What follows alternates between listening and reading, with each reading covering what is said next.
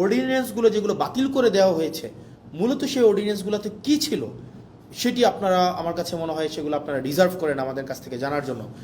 আমরা 3 নম্বর প্রশ্ন থেকে আসি যে অর্ডিন্যান্সগুলোতে মূলত আসলে কী ছিল।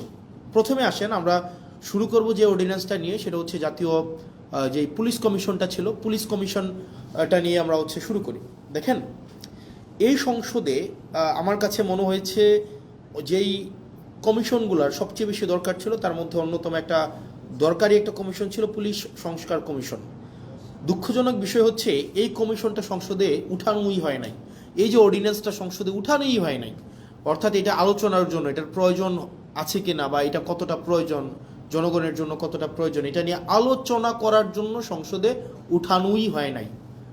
মানে পুলিশ এই অভ্যুত্থানের অন্যতম একটা স্টেক হোল্ডার, তাদের রোল কী ছিল সেটা নিয়ে আমাদের পরবর্তীতে কথাবার্তা আছে, কিন্তু অন্যতম একটা স্টেক হোল্ডার। আমরা পরবর্তী রাষ্ট্র ব্যবস্থাটা যদি জনবান্ধব করতে চাই তাহলে পুলিশের স্বাধীনতা না, পুলিশের সুরক্ষাটা আমাদের প্রয়োজন ছিল। কিন্তু দুঃখজনক বিষয় হচ্ছে সেটা নিয়ে এই সংসদে কোনো ধরনের কথা সরকারি দল বলতে দেয়নি। সরকারি দল এই অর্ডিন্যান্সটাকে জাস্ট ল্যাপস করে দিয়েছে। এবার আসেন এই সংস্কার কমিশনে কী ছিল আমাদের। এই আপনি যদি মনে করে দেখেন তো, আবু সাইদ হত্যা মামলার যে রায়টা হয়েছে, যেই এএসআই ছিল উনি কিন্তু বারবার করে বলছিলেন যে আমার কোনো দোষ নাই, সরকার আমাকে নির্দেশ দিয়েছে, আমি সেই নির্দেশ অনুযায়ী গুলি করেছি। ঠিক সেটাই, পুলিশকে নির্দেশ দেওয়া হয়, সেই নির্দেশকে লফুল নাকি আনলফুল সেটাকে অ্যাসেস করা কিন্তু পুলিশের পক্ষে সেটা সম্ভব হয়ে ওঠে না। তো আমাদের যে পুলিশটা গড়ে উঠেছে, এই পুলিশ সম্পর্কে আমাদের যে ধারণা, সেই ধারণাটা কি? সে পুলিশ হচ্ছে খারাপ, পুলিশ ঘুষ খায়, পুলিশ হচ্ছে দুর্নীতিগ্রস্ত, পুলিশ হচ্ছে চাঁদাবাজ, পুলিশের জমি দখল করে, মানুষের সম্পদ দখল করে বাসা থেকে উঠাই নিয়ে যায়। অর্থাৎ জনগণ এবং পুলিশের সম্পর্কটা এরকম বিরোধের একটা সম্পর্ক।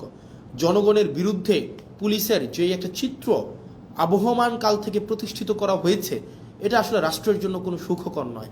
পুলিশ কিন্তু জনগণের বিরুদ্ধে থাকার কথা ছিল না। পুলিশকে যেভাবে ঘুষখোর হিসেবে উপস্থাপন করা হয়েছে, রাষ্ট্র যেভাবে পুলিশকে হাতিয়ার বানিয়েছে দমনপীড়নের, সরকার যেভাবে দমনপীড়নের হাতিয়ার বানিয়েছে পুলিশকে, এটা হওয়ার কথা ছিল না। সেজন্য এই অভ্যুত্থানের পরে আমরা চেয়েছিলাম যে পুলিশকে একটা গুণগত সংস্কার হোক। কিভাবে গুণগত পুলিশের এই সংস্কারটা হোক? সেটা হচ্ছে আমরা চেয়েছিলাম পুলিশের যে একটা অভিযোগ আছে, আপনি দেখেন পুলিশের বর্তমান পরিস্থিতি, পুলিশ হচ্ছে, আমি ব্যক্তিগতভাবে মনে করি রাষ্ট্রের সবচেয়ে নিরীহ যদি রাষ্ট্রের কোনো অঙ্গ সংস্থা থাকে সেটা হচ্ছে পুলিশ। পুলিশকে মারতে বললে মারে, ছাড়তে বললে ছাড়ে, ধরতে বললে ধরে। পুলিশের এর বাইরে কিন্তু কিছু করার নাই। পুলিশকে যেই তার ঊর্ধ্বতন কর্মকর্তা যেই অর্ডার দেয়, সেটা লফুল হোক আর আনলফুল হোক, পুলিশ কিন্তু এটাকে বাস্তবায়ন করতে হয়।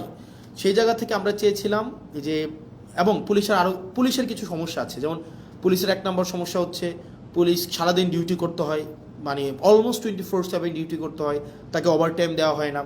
পুলিশ, আপনি যদি রাজারবাগ পুলিশ লাইনগুলোতে যান বা বাংলাদেশের থানাগুলোতে যান, আপনি গিয়ে দেখবেন পুলিশ যে ধরনের অমানবিক জীবনযাপন করে, মানে পুলিশের যে অমানবিক জীবনযাপন, এটা মানে যেটা আনইমাজিনেবল, একটা অমানবিক জীবনের মধ্যে থেকে, এবং তার যে বেতন কাঠামো আছে সেটা নিয়ে কথা নাই বলি, তাকে ওভারটাইম দেওয়া হয় না, তাকে অলওয়েজ সিনিয়রদের যে অর্ডার, এটা আনলফুল হইলেও তাকে এটা বাস্তবায়ন করতে হয়, এবং তাকে এটা বাস্তবায়ন যদি না করে তাহলে তার পদায়ন, তার পদোন্নতি, তার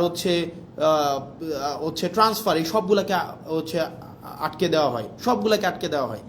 এবং দুঃখজনক বিষয় হচ্ছে পুলিশ যদি সরকারের কোনো ইচ্ছার বাইরে যায়, অন্যায্যভাবে সরকার একটা অন্যায্য একটা অর্ডার করছে, এটার বাইরে যদি পুলিশ যায়, তার চাকরি অলমোস্ট ইম্পসিবল হয়ে ওঠে। এখন দেখেন পুলিশের এই যে ক্ষোভ, পুলিশের প্রতি যে এইসব অন্যায্য অবিচার করা হচ্ছে, তার পোস্টিং, প্রমোশন, পদোন্নতি সবগুলো রাজনৈতিক ইচ্ছার উপরে নির্ভর করা হচ্ছে। বাংলাদেশে পুলিশ যারা সরকারের যত বেশি পদলেহন করে, যারা সরকারের সবচেয়ে বেশি কাছাকাছি থাকে, যারা সরকারি দলকে সবসময় পৃষ্ঠপোষকতা করে, তারা ভালো পোস্টিং পায়, তারা ভালো প্রমোশন পায়। সেজন্য সরকারের লিগ্যাল অর্ডার করুক অথবা আনলিগ্যাল অর্ডার করুক, এই কারণে পুলিশরা সবসময় চায় সরকারের মনোরঞ্জনের মধ্য দিয়ে ব্যস্ত থাকতে। এখন এই যে পুলিশের যত অভাব, পুলিশের যত প্রত্যাশা, পুলিশের যত চাওয়া পাওয়া, পুলিশের যত ক্ষোভ, এগুলা নিরসনের জন্য এই গভর্নমেন্ট একটা কাজ করেছিল, মানে ইন্টারিম গভর্নমেন্ট, সেটা ছিল পুলিশ গ্রিভিয়েন্স রিএড্রেস প্রোগ্রাম হাতে নিয়েছিল। অর্থাৎ পুলিশের ক্ষোভ নিরসন করা এবং ন্যায্যতার ভিত্তিতে পুলিশের যে প্রয়োজনগুলো সেগুলোকে নিশ্চিত করার জন্য পুলিশ গ্রিভিয়েন্স রিড্রেস প্রোগ্রাম হাতে নিয়েছিল এই সংস্কার কমিশনে, অথচ বিএনপি সরকার সেটাকে বাতিল করে দিয়েছে।